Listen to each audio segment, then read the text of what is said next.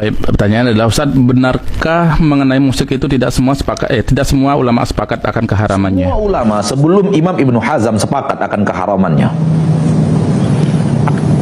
Semua ulama sebelum Imam Ibnu Hazm itu sepakat akan keharamannya. Dan yang pertama kali seorang ahli ilmu di dalam kitab Al-Muhalla, yaitu Imam Ibnu Hazm, yang beliau yang berpendapat bahwa dia tidaklah haram. Lalu kemudian generasi-generasi seterusnya dari orang-orang yang menghalalkan nyanyian dan musik itu semuanya argumentasinya kepada Imam Ibnu Hazm. Namun yang sebelum Ibnu Hazm tak seorang pun ulama ahli ilmu yang mu'tabar yang menghalalkan nyanyian dan musik. Semua jenis musik haram, ya, semua jenis musik haram. Yang diperbolehkan hanyalah duf, yaitu rebana yang dia tidak bernada. Itu pun dibolehkan dalam acara walimah atau hari raya, yaitu diperbolehkan. Adapun seluruh alat musik yang lain hukumnya haram. Ini ijma ulama, ya. Makanya saya terkadang heran, ya, para ulama Syafi'i semuanya mengharamkan alat musik. Anda buka seluruh buku fikih Syafi'i, semuanya menyatakan musik itu haram, termasuk Al-Imam Syafi'i dalam kitabnya Al-Um, ya. Saya sering sampaikan, Imam Syafi'i berpendapat kalau ada orang mencuri alat musik, gitar atau yang semisalnya, maka tidak boleh dipotong tangannya meskipun alat musik tersebut mahal. Kenapa? Karena menurut Imam Syafi'i hukumnya sama seperti mencuri khamr atau mencuri babi. Perkara yang haram, maka tidak bisa menjadikan seorang tangannya dipotong. Demikian juga beliau mengatakan dalam kitab Al-Um, kalau ada orang merusak alat musik, maka tidak boleh disuruh ganti, tidak perlu. Sama seperti seorang merusak khamr atau merusak, ya, membunuh babi dan yang lainnya. Kalau antum masuk ke toko musik, antum hancurkan alat musiknya, antum bilang Al-Imam Syafi'i berkata dalam kitab Al-Um, ya, antum tetap ditangkap, ya. Jadi semua buku Syafi'iyah, mau kitab Al-Majmu' Syarh Al-Muhadzab, buku apa saja, buku, ya, buku kitab fikih Syafi'i semuanya mengatakan musik haram. Kemudian datang orang belakangan yang mengaku bermadzhab Syafi'i, tatkala sudah bicara musik, madzhab Syafi'inya dibuang. Kemudian dia pakai ulama, katanya ulama ini mengatakan demikian. Katanya semua ulama madzhab dia buang karena 4 madzhab semuanya mengharamkan musik. Sementara sebagian orang berkuar-kuar harus bermadzhab. Kenapa tidak bermadzhab? Lah ente, Anda waktunya masalah musik madzhab dibuang. Terus Anda mewajibkan orang bermadzhab. Kita katakan madzhab itu bagus, tapi Anda mengatakan harus bermadzhab. Ini butuh dalil. Mana dalilnya? Ya. Kalau bermadzhab itu bagus, silakan. Para ulama kita juga bermadzhab. Syekh Utsaimin, Syekh bin Bas itu madzhab Hambali. Tidak ada masalah. Ya. Ibnu Taimiyah madzhabnya apa? Hambali. Muhammad bin Abdul Wahab yang disebut Wahabi juga madzhabnya apa? Hambali. Ya. Ya, kita tidak ada masalah madzhab ini, madzhab. Tapi Anda mengatakan wajib bermadzhab, tidak boleh keluar dari madzhab.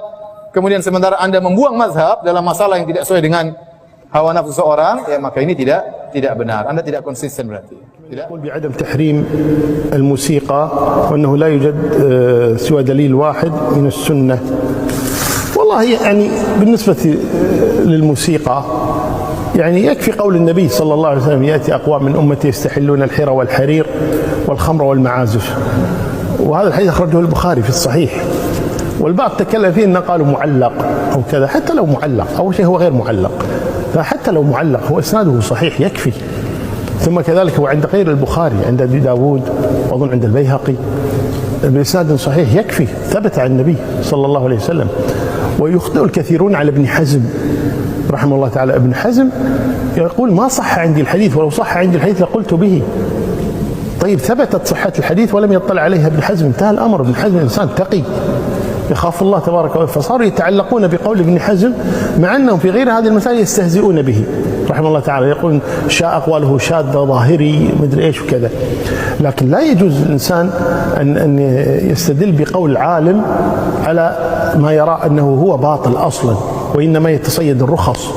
ويقول عبد الله المبارك من تتبع رخص العلماء تزندق.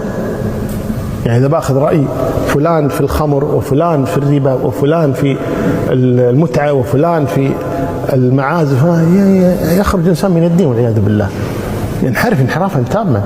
ما يجوز أن يتبع الرخص، وإنما الإنسان يتبع الحق ويبتعد عن مثال هذه الأمور، خاصة وقد نقل ابن القيم وابن رجب وغيرهما من أهل العلم الإجماع على تحريم هذه المعازف. Dai-dai yang memberikan hukum itu mancla-mencle. Jadi ketika kita ditanya bagaimana hukum musik misalnya, kita katakan musik hukumnya haram. Ini dalilnya yang menyebutkan musik itu haram. Ini pendapat ulama yang menyebutkan haram. Itu kan jelas sekali. Tetapi ada sebagian orang yang ketika ditanya hukum, bagaimana hukum musik? Oh, tidak ada hukum pada alat katanya. Ya kalau ditanya hukum pisau misalnya, ya boleh menjawab seperti itu. Bagaimana hukum pisau? Oh, tidak ada hukum pada pisau. Kalau digunakan untuk kebaikan menjadi baik, kalau digunakan untuk kejahatan menjadi jelek. Tetapi kalau ditanya bagaimana hukum musik, kemudian menjawab, oh tidak ada hukum pada alat. Ini bertentangan dengan hadis dan bertentangan dengan puluhan kitab para ulama. Nabi sendiri yang mengatakan kalau musik itu haram. Kata Nabi SAW, la yakunana min ummati aqwamun yastahilluna al-hira wal harira wal khamra wal ma'azib. Akan datang dari umatku, kata Nabi, kaum-kaum yang menghalalkan zina, yang menghalalkan khamr, yang menghalalkan sutra bagi laki-laki, dan menghalalkan alat-alat musik. Jadi Nabi mengatakan akan ada dari umatku yang menghalalkan alat-alat musik. Berarti hukum asalnya adalah haram. Jadi Nabi mengatakan alat musik itu haram. Kok tiba-tiba ada orang zaman sekarang mengatakan tidak ada hukum pada alat musik? Ini kan bertentangan. Bukan hanya bertentangan dengan hadis, bertentangan dengan puluhan para ulama terdahulu. Imam Nawawi misalnya, beliau mengatakan apa? Al-ma'azifi wal autari yahrumu isti'maluhu wastima'uhu. Alat-alat musik dan alat-alat yang bersenar itu haram penggunaannya atau haram menggunakannya, dan haram pula mendengarkannya. Imam Nawawi mengatakan alat-alat musik dan alat-alat yang bersenar haram. Kok tiba-tiba ada orang zaman sekarang mengatakan tidak ada hukum pada alat musik? Ini kan bertentangan. Bukan hanya Imam Nawawi, Imam Asy-Syafi'i, Imam Ibnu Hajar Al-Haytami, Imam Al-Ghazali, mereka semua mengharamkan musik. Seperti yang disebutkan oleh Imam Ibnu Hajar Al-Haytami, bahwa Imam Syafi'i mengharamkan seluruh jenis alat musik. Di sana disebutkan, wa qad ulima min ghairi syakkin anna Syafi'i harrama sa'ira anwa'i zamri. Telah diketahui tanpa keraguan bahwa Al-Imam Asy-Syafi'i mengharamkan seluruh jenis alat-alat musik. Kalau rebana lain lagi. Nah, Imam Syafi'i mengatakan beliau mengharamkan seluruh jenis alat-alat musik. Kemudian ada dai sekarang mengatakan tidak ada hukum pada alat. Jadi sekarang siapa yang dakwahnya tidak jelas? Manhaj salaf itu menjelaskan hukum secara jelas. Nabi mengatakan haram, kita katakan haram. Para ulama terdahulu mengatakan haram, kita juga mengatakan haram. Jadi dakwahnya tidak muter-muter, penuh dengan retorika. Akhirnya hukum itu menjadi samar, menjadi kabur, akhirnya tidak jelas. Ya, itu kan banyak sekarang dai-dai seperti itu. Ketika ditanya masalah satu hukum, mengatakan apa?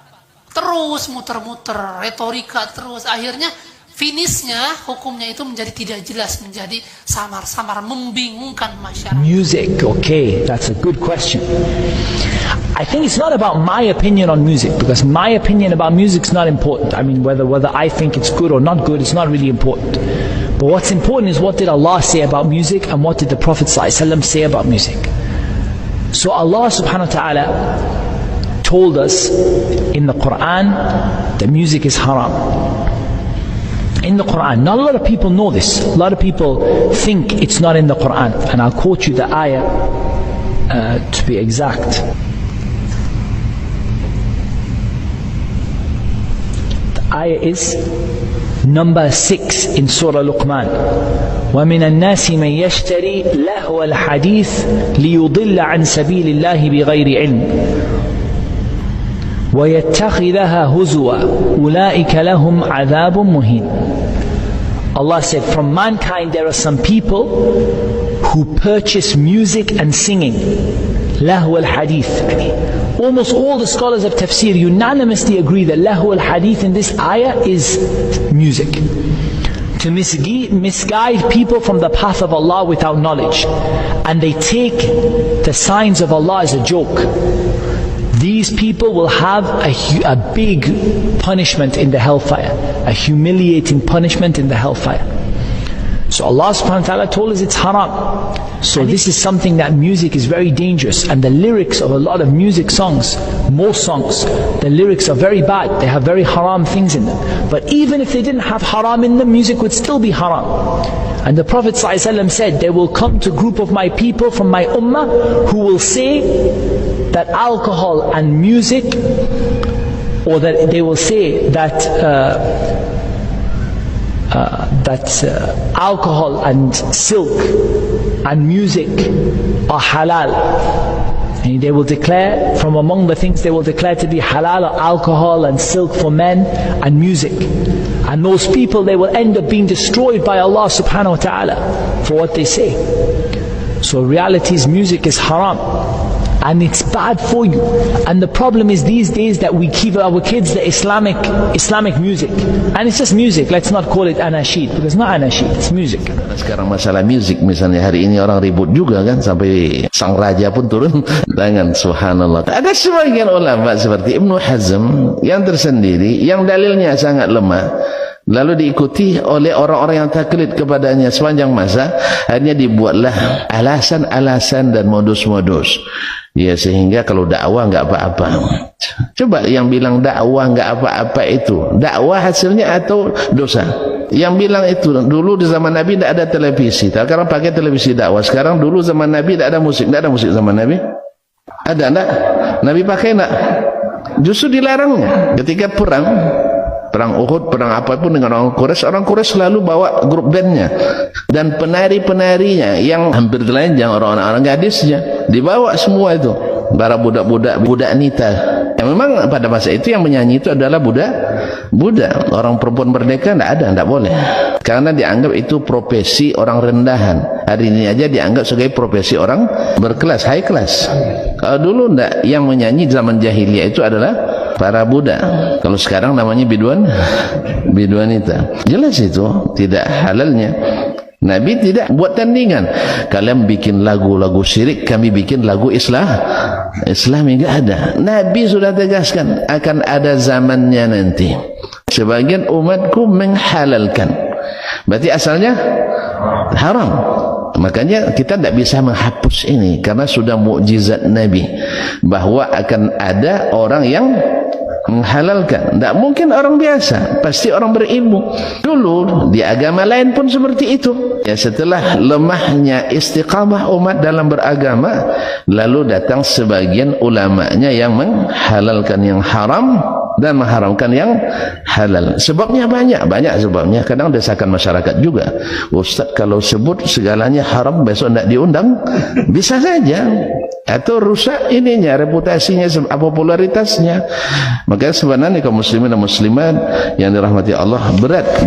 Tetapi Nabi punya pemusik, punya penyair di samping Nabi yang membela Nabi. Dan ketika membela Nabi, turunlah ayat illalladzina amanu wa amilus solihat, kecuali yang musiknya diarahkan kepada amal saleh dan nilai-nilai kebaikan. Maka para ulama menyimpulkan dari tradisi ini, musik berkembang dibagi dua bagian. Jika ada yang berkaitan dengan nilai kebaikan, membawa syiar-syiar kemuliaan, tidak berlebihan, tidak memberikan dampak maksiat, maka diperkenankan dengan batas-batas tertentu. Tapi kalau membawa kepada hanyut sesuatu sehingga lupa dengan kebaikan, dia bisa makruh sampai dengan haram. Sehingga ada ulama menempatkan musik seperti hukum nikah. Al-musiqa ta'tarihi ahkamul khamsah. Jadi tengah-tengahnya adalah ibahah, ke kanan sunnah, bahkan bisa wajib, ke kiri makruh, ke kirinya lagi haram. Di masa Islam jaya, musik ini diadopsi menjadi teori gramatikal memudahkan belajar pengetahuan. Contoh, di masa-masa Islam jaya di Andalusia, itu para ulama kalau ingin membuat metode-metode mengajar, semua pakai syair. Kita kenal alfiyah ya. Alfiyah itu metode gramatikal bahasa Arab, menghimpun nahwu dan saraf, hafal 1002 bait, maka menguasai semua kaidah bahasa Arab. Kalamuna lafzun mufidun kastaqim wasbun wa fi'lun thumma harfunil kalim wahiduhu kalimatun wal qawlu am wa kalimatun biha kalamun qad yu'am bil jarni wat tanwini wan nida wa al wa mustadin lil ismi tamyizun hasal bita fa'alti atat wa ya if'al li wa nun iqbalanna fi'lun yanjali. Itu ada musiknya. Tapi tak ada yang mengharamkan itu, semua membenarkan. Ada alfiyah di ilmu hadis, ada alfiyah asy-Syatibi, ya, ada nazamnya, nazam Syatibi ya. Maju lagi diserap di Persia, maka muncul notasi. Dari situ muncul notasi. Dal ra mim fa sod lam sin dal. Do re mi fa sol la si do itu diambil dari khazanah Islam. Dal ra mim fa sod lam sin dal. Disitulah menjadi notasi yang bisa dibaca. Jadi dikembangkan menjadi alat-alat musik. C, D, E, F, G, A, B, C, G, A, B, C, D, F, is G, D, F, is G, A, B, cis D, A, B, cis D, F, is gis A, F, is gis A, B, cis dis E, B, cis dis E, fis gis ais B, fis gis ais B, cis dis ais fis, cis dis ais fis, gis ais bis cis. Tapi saya tak bisa main-main musik, ya, karena gelombangnya beda. Tapi saya hafal, tahu, karena riset. Nah, maka dari situ kemudian dikembangkan. Ada tradisi-tradisi musik yang kita dapati. Ada nasyid, kita kenal dulu nasyid ya. Dari akapela sampai diiringi dengan alat. Membawa kepada ketaatan, kita ingat dengan Allah. Ada Raihan, ada Hijaz di Malaysia. Indonesia ada The Fikr ya. Kemudian ada The Zikr dan sebagainya. Itu sah, tidak ada masalah. Tapi ketika musik digunakan untuk maksiat kepada Allah. Cinta satu malam. Apalagi itu ya, dan seterusnya. Itu yang dari liriknya bertentangan, maka tradisi itu ada yang bisa dibenarkan, diakomodir oleh syariat, ada yang ditolak secara langsung. Bagaimana hukumnya mendengarkan dan menggunakan alat musik menurut Islam? Syekh Yusuf Al-Qaradawi, nama kitabnya Min Fiqhid Daulah, nama kitabnya Fiqhul Musiqa wal Aghani. Sudah diterjemah ke bahasa Indonesia, penerbit Gema Insani Press. Al-ghina mithlul kalam, musik itu sama macam kalam, cakap, ngomong. Kalau ngingat mati, ajak perang jihad fisabilillah, boleh. Tapi kalau musik mengajak berzina, musik ngajak bunuh diri, dulu ada musik kalau kita dengar, bawaan kita mau mati aja, habis itu kita pun bunuh diri, tak boleh. Musik ngajak berzina, cinta satu malam, tak boleh. Tapi kalau ngajak ingat mati boleh. Orang kaya mati, orang miskin mati, boleh. Bila Israel datang memanggil, boleh. Tapi jangan dinyanyikan waktu acara pernikahan.